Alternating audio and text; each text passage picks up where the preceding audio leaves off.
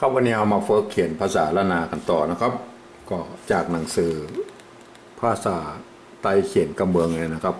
ในหน้าที่47นะครับตัวอย่างที่8นะครับ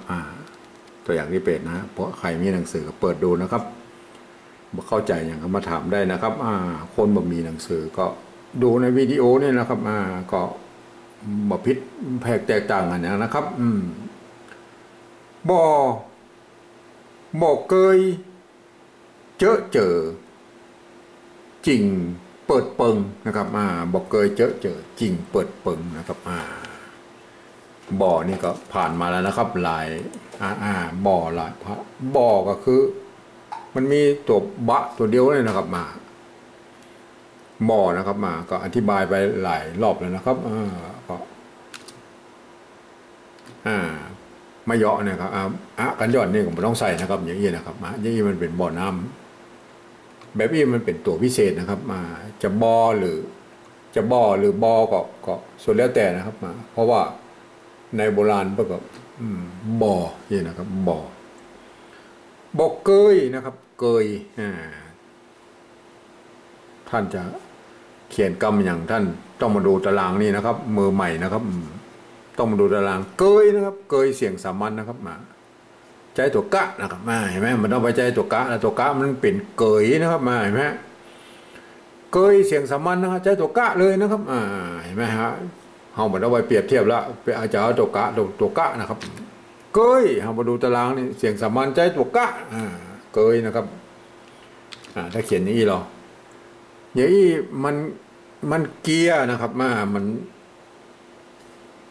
มันซับนะฮะไอสระในภาษาไทยกับไม้ในภาษาละนาเนี่ยมันพิดกันนะเกยมันจะต้องมีไม่กี่นะครับอย่างนี้นะเกยนะครับเกยบอกเกยเจอนะครับเจอ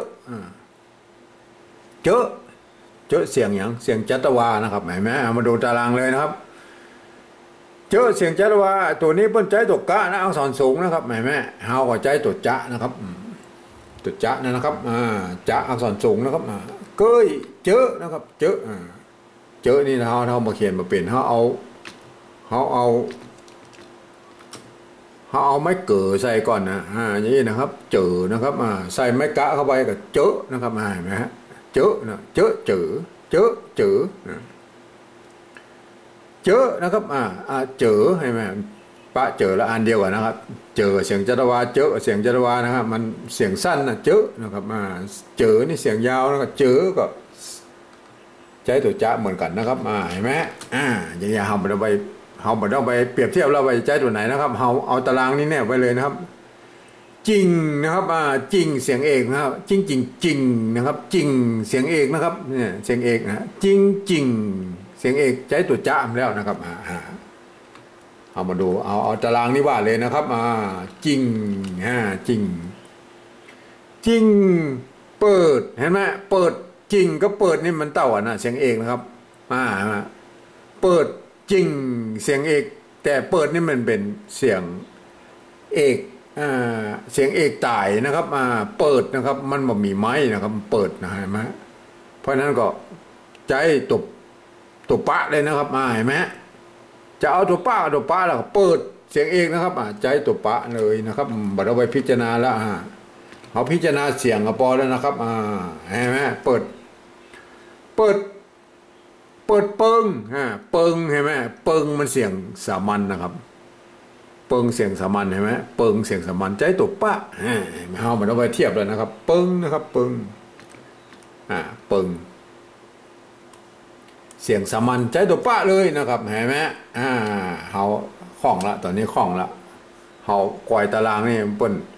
มันเป็นเสียงอย่างเขาใจตัวนั้นเลยนะครับเห็นไหมเปิดปึงใช่ไหมทีนี้เขามาได้ละเขียนได้ละยิ่งมีพิษแล้วนะครับทีนี้เขามาเขียนเป็นภาษาปริวัติแบบที่2นะครับก็คือการที่เอาอักษรไทยนะครับมาปรับเทียบเพื่อเป็นอักษรละนาเนี่ยนะครับแล้วก็ประกอบคำขึ้นมากับแบบภาษาไทยผสมผสานกันตัวนะครับบางครั้งสระมันเหมือนกันนะครับมันก็จะต้องบูรณะซับไปตัวนะครับบูรณะนะครับเอามาเทียบเลยนะครับ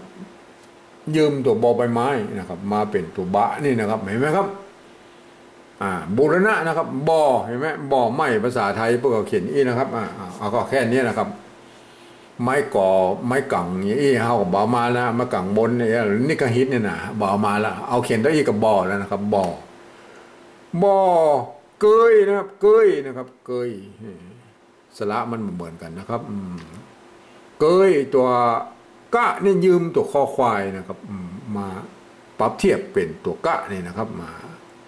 เกยก็มีตัวอย่างนี้นะก็ปอแล้วเบาไม่กี้มาแล้วครับอย่างนี้นะครับเพราะว่าในประกอบภาษาไทยเปิ้นมอมอก็คือปรับข้อหากันนะครับปรับข้อหากันเอาสระภาษาไทยเป็นหลักนะครับเป็นหลักภาษาละนากับหัวมันสระเอยเปิ้นมีไม่กี้ไอภาษาไทยเปิ้นมันมีไม่กี้ก็บ่ต้องใส่แล้วครับมอนะครับเจอนะครับเจอนี่ก็เหมือนกันนะลายเดียวกันนะครับเจอนะครับไม่เก๋ตัวจ๊ะนะครับตัวจ๊ะก็ยืมตัวจอจานเนี่ยมาเป็นเห็นไหมไม่กี้ก็บ่ได้เอามาแล้วนะครับอย่างนี้นะครับเห็นไหมเอาแค่นี้แหละนี่นะแต่ปฏิบัติแบบหนึ่งเปิ้นเอานะครับเปิ้นเอานะฮะแบบเปิ้นจะเอายี่มาหมดเลยนะครับอย่างนี้นะครับเพราะว่าเปิ้นจะเอามาทุกตัวอักษรนะครับตัวเครื่องหมายทุกเครื่องหมายนะครับเปิ้นจะเอานะฮะอันนี้เอาเบาแล้วนะครับเอาโมยี่นะครับแบบที่สองนะบอกเคยเจอนะครับเจอนะครับเจอเจอนะครับบอกเคยเจอเจอนี่ก็เบาไม่กี้มาแล้วครับเอาแค่นี้เจอนี่มันใกล้เคียงกันนะครับจริงนะครับจริงก็ตรงตัวเลยทีนี้จริงนะครับจริงเปิดนะครับเปิดตัวปะนะครับปะหางยาวปะหางยาวกับตัวปาเนี่ยนะครับยืมมาเป็นเปิดเปิดนี่เปิ้นมีไม่กี้เห็นไหมนี่เหมือนกันนะสระเหมือนกันเปิดเปิงนะครับเปิง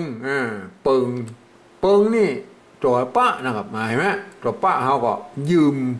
เอาตัวพอพานมาเป็นตัวปะนะครับเปิดเปิงนะครับมาภาษาอย่างนี้ก็เอาไว้คือคนที่บรรหูภาษาละนาอ่านนะครับคนที่บอกหูภาษาละนามาก็อ่านมันจะเพลิดเจิดจ้าเป็นหมดนะครับมาบอกเคยเจอจริงเปิดเพิง มันไม่ได้นะครับเอาไว้คือประชาชนที่เปิ้นเรียนภาษาละนาอ่านนะครับห้ามเลยนะครับคนที่บอกเคยเรียนภาษาละนามาจะเป็นภัยกระจ้างมาอ่านมาได้นะครับมันเปิ้นไม่ได้เขียนไว้ให้คนทั่วไปอ่านนะครับคนทั่วไปมาทางเพศนะครับภาษาปริวัติแบบที่สามนี่นะครับภาษาปริวัติแบบที่สามนี่ก็คือการที่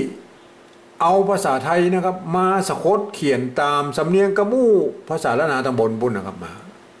ภาษาละนาบนไหวได้ก็เอาภาษาไทยสะกดเขียนให้ได้นะครับมาแต่ก็ยังว่ามันก็ยังมีข้อจำกัดอยู่นิดหนึ่งนะฮะเพราะว่าในระบบการพันเสียงในภาษาไทยกับภาษาละนามันมาเหมือนกันนะคนละระบบนะครับมันก็จึงไปผิดเสียงอยู่ที่เสียงโทและเสียงโทพิเศษนะครับเสียงโทพิเศษในภาษาไทยเปิ้นบ่มีนะครับพันไม้เต้ากันนะครับไม้โทหรือไม้ขอจ้างเนี่ยพันเต้ากันแต่มันออกไปเสียงโทพิเศษนะครับมันนี่นะครับมันคนละระบบนะครับเพราะฉะนั้นถึงแม้ว่าตี้มามันจะมาตี้เดียวกันนะครับเพียงแต่ว่าปลายมาแล้วมันแตกออกไปนะครับความด้วยสำเนียงภาษาแล้วก็เปิ้นกับเขียนไปตามนั้นนะครับเอามาสะกดเขียนเลยนะครับบอนะครับบอนะครับรับตาเลยนะครับรับตาเลยฟังอย่างเดียวเพิ่นว่าบอในภาษาไทยเพิ่นเขียนนี่มันเหมือนกันแล้วไปนะครับบอกเกยนะครับเกยมันต้องเอากอไก่เขียนนะครับกอไก่เขียนนะครับบอกเกยอันนี้เกยในภาษาไทยนะอ่านว่าเกยบอกเกยนะครับเจอนะครับเจอนะครับอันนี้ภาษาไทยเพิ่นอ่านว่าเจอนะครับเจอนะครับเจอเนี่ยนะครับเจอใส่ไม่จัตวาบนเนี่ยเจอเห็นไหมเจอนะครับเจอถึงแม้ว่าจะบอกใครถูกรักภาษาไทยหน่อยก็บอกเป็นอย่างนั้นเพราะว่าอันนี้เป็นภาษาปริวัตินะครับมันก็คงดัดแปลงกันได้นะครับดัดแปลงได้นะครับไม่ใช่ว่าจะเอาภาษาไทย100%นะครับมันก็จะต้องดัดแปลงนะครับถ้าหมดดัดแปลงมีทางเขียนได้นะครับเจอนะครับเจอเห็นไหม ตัวจอจานก็เป็นอักษรกลางในภาษาไทยนะครับผันได้กู้เสียงนะครับเจอเจอนะเห็นไหมบอกเคยเจอเจอเจอเจอจริงจริงนี่เสียงเอกนี่มันมีปัญหานะครับมันเต่ากันนะครับเสียงเอกมีปัญหาเปิดนะครับเปิดเห็นไหมเปิดเสียงเอกก็มันมีปัญหานะครับมันเต่ากันนะครับเปิ้งนะครับเปิ้งนี่มันต้องเอาปอปลาเขียนนะครับปึ้งเห็นไหมฮะเปิดปึ้งเห็นไหมเนี่ยไปภาษาล้านแบบสามมันก็ต้องเขียนอีนะครับมาทุกแบบนะครับมาในภาษาล้านนาทางบนเพนะครับภาษาปฏิวัติแบบสองก็อ่านออกเสียงเหมือนภาษาปฏิวัติแบบที่สามนี่มดนะทุกอย่างจะต้องอ่านเหมือนกันนะครับก็คือบอกเคยเจอจริงเปิดปึงนะครับวันพวกนี้เขาจะ